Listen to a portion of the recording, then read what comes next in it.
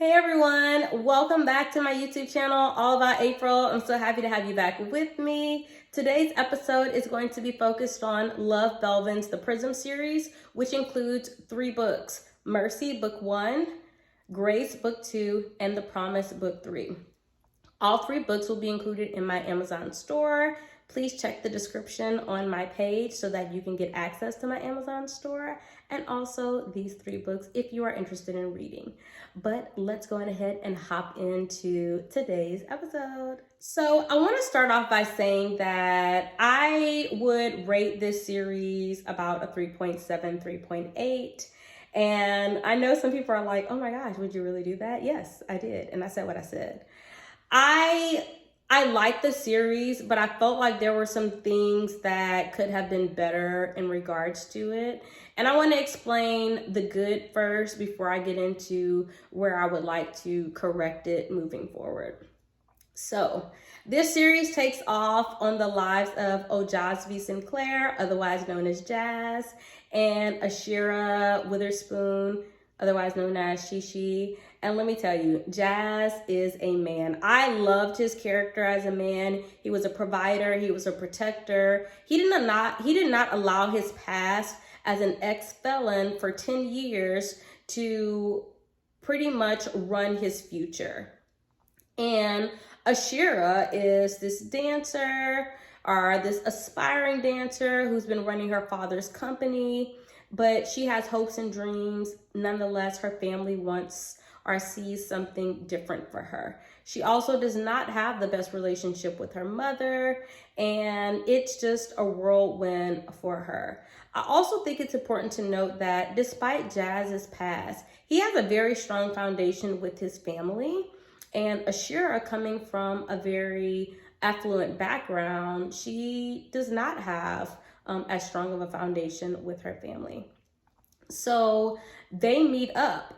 Jazz actually was in this program, being that he was getting into trouble whenever he was younger. He sees Ashira then because her father is mentoring him, and he falls for her at that particular time, even though in his mind, he feels that she is out of his league. They meet up again in the future. Tensions run high, and ultimately they get together, and them getting together leads to a child. But let me back up a little bit. This whole time that she's messing with him, she does not know his name. She only knows him as Jazz. The streets call him Sin. So I felt like this is one of my icks with the book. Why do you not know his name? Why are you sleeping with this man and you don't know his name, his full name? And we know that sometimes people leave things out because it's a lie by omission. You want to control the situation because you think or you know that someone will walk away based on who you are. And that's what Jazz is doing. He's controlling the situation. And I love Jazz, but he is still wrong in doing this. And for Ashira, girl, what are you thinking? Why are you allowing this to happen? So, they get together, and she learns his full name after she is like pregnant with his baby. Craziness. And I'm just kind of like, why would you write somebody like this for either of them? She later on, they get together, they have all of these things going on.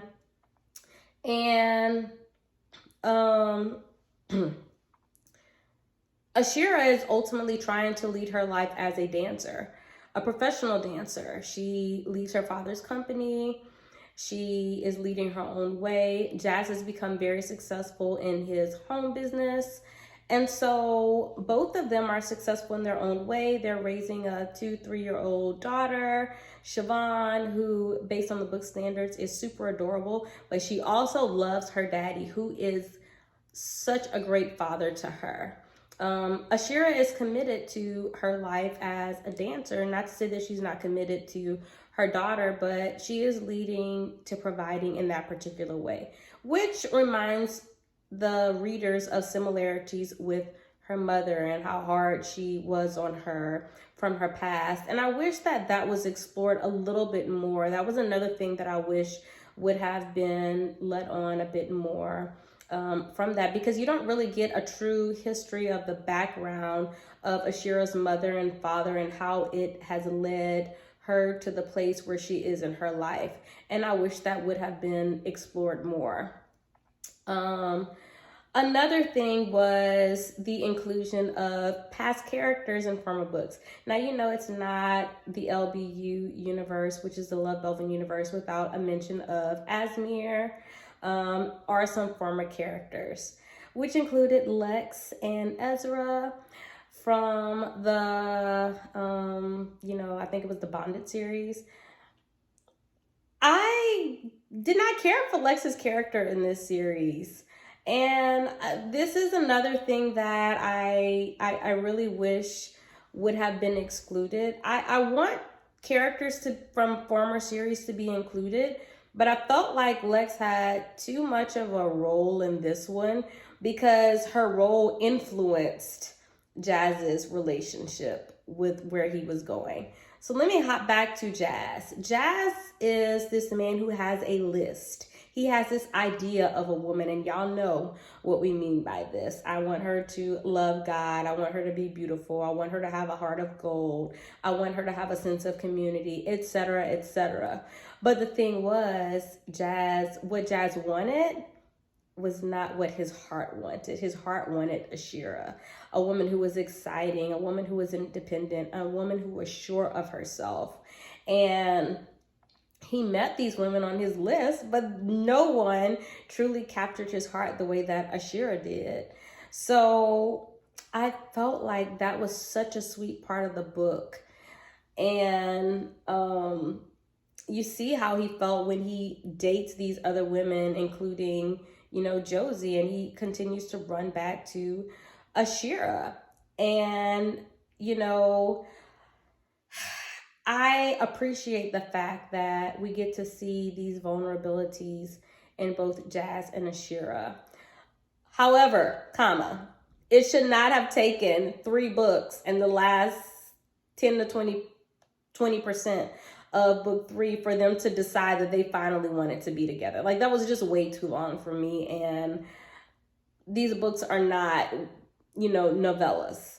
So I would like for the fact that if we are going to involve these characters, that we get to the point a little bit sooner to, where they ultimately plan to be. One of the last things that I want to touch on is, the inclusion of even Tori, because y'all know I love me some Tori and Ashton. I read Muted Hopelessness at least once a year, okay? And I just was like, what's the point? Like, I get that she's in the book, but Tori has had her time. There were so many things that could have been developed from these characters, and here we are including other people into this story. And so I know that people are going to tell me, no, but like, we need to include these characters and they have a role, and it just wasn't necessary when the book is already like 500 pages. Why can't we talk more about Ashira and Jazz? I still don't even know how Jazz fell in love with her as a child. Like, I know that he did, but how and why? Why is Ashira's mother so hard? Like, I know the father was not doing well, but why did she leave? What is all of this happening? What is going on? Even with Ashira's sister Noelle, like, she was feeling away because Ashira was committed to her career and not to her family. That was another thing that was never explored. It was just almost like it was understood that she was forgiven. And so these past characters are brought in, but there is no resolve in regards to the family at hand. And I just would have liked to see better with that. Even with the Harris guy, like, it just seemed like a random conflict brought into the book. And there were so many areas that could have been elevated, in my personal opinion. I will say I love Ashira's friends. They were great. Juggy, Chef's Kiss, just an amazing character. And of course, baby Siobhan. I just loved her so much, and how much she loved her daddy. So ultimately, it's a good read if this is something that you are looking to pass the time with. However, I will say it is, my opinion, not a 5-star read. If that's something you're looking for, I would lead you more towards the Wayward Love series with Kennedy and Isaac, or the Muted Hopelessness series with Tori and Ashton. So thank you so much for listening. Let me know how you feel about this in the comments. Have you read this Prism series? Did you like it? Do you agree with some of the things that I have stated in this particular video?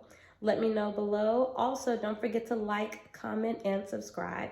Thank you so much for joining me here today, and I can't wait to see you next time. Bye.